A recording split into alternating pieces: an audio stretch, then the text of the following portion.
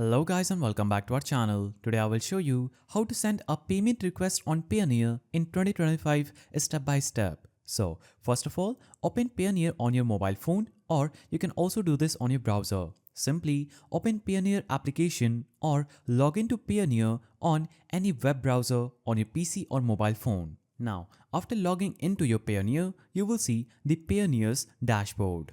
You will see three options at the bottom: Home, Activity and Actions. So you'll have to simply click on Actions button at the bottom right side of the screen and click on Request a Payment. Now simply click on Enter Name or Email button and simply enter the name or email of the person that you're going to request the payment on. So you'll have to basically ask the person whom you're sending this request for their Payoneer email.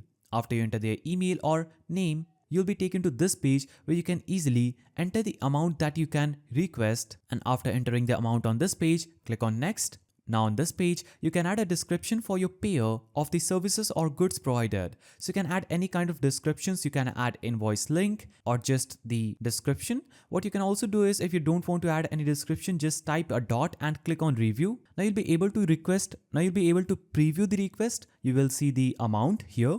Now the person's name will appear here and the payer email will be here. The payment due date will be here, that you can click on this icon and set the due date by choosing the calendar icon and choosing another date. Then click on confirm and that date will be added. Or you can also click on add attachment and add an invoice like image.